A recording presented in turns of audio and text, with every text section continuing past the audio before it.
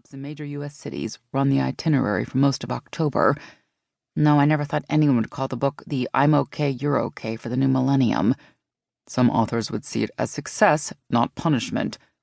You leave for London the day after tomorrow. You've succeeded in driving every assistant away. To quit and one never made it here. Lack of map skills is a problem with the educational system, not me. You drive them away, he repeated. From the background noises, she thought he might be in a taxi. Nicole, enough games. I don't play officially. I consider your persistent ruination of all my attempts to make this tour go smoothly to be courting breach of contract. If you don't go, we keep a lot of your money. Another assistant is on the way. She will arrive tomorrow morning. Her name is Lily Smith. You can huff and puff all you want, but you will not drive her away. She held back a childish retort. He truly had no idea how much she wanted to travel by herself.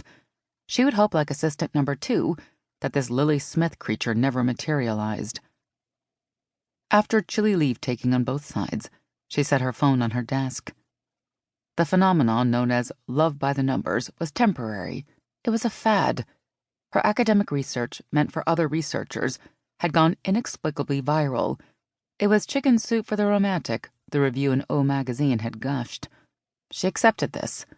Her own prediction was that the furor would only last another 11 to 12 weeks, before being replaced by some other fascination of the moment, just in time for the holidays.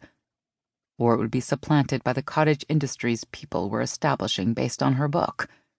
The woman in Michigan who claimed to be able to implement a relationship scoring formula based on fingerprints instead of DNA would probably do very well for several years, especially when the digital fingerprinting was a fraction of the cost of DNA screening.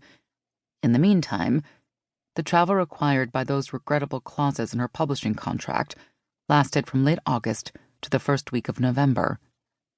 She planned to make the absolute most of the disruption. Her private agenda was of no concern to anyone else. That was what private meant.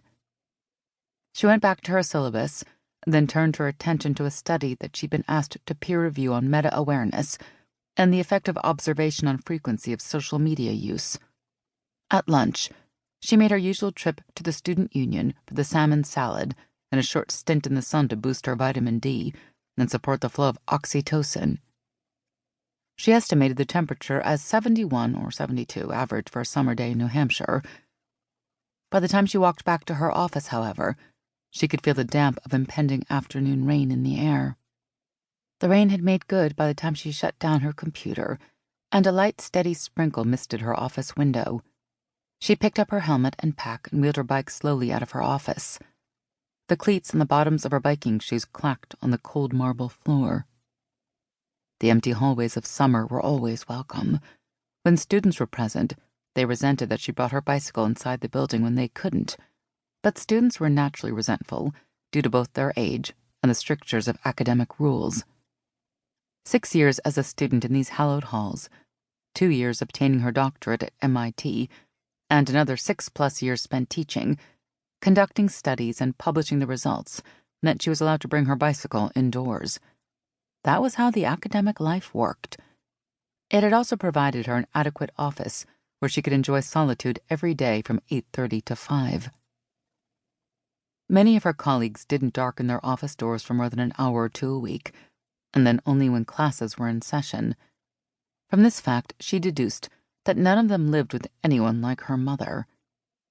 The light humidity of late summer dampened her skin as she pushed through the doors, leading out of the Herman J. Hathaway Science and Industry Building.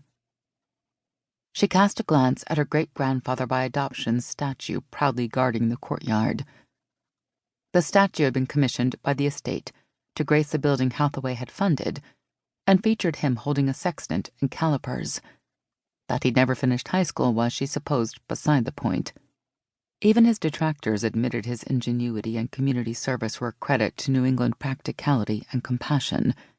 His millinery and textile fortunes had been inarguably crucial to putting the University of Central New Hampshire on the road to its small but mighty reputation in cognitive sciences research.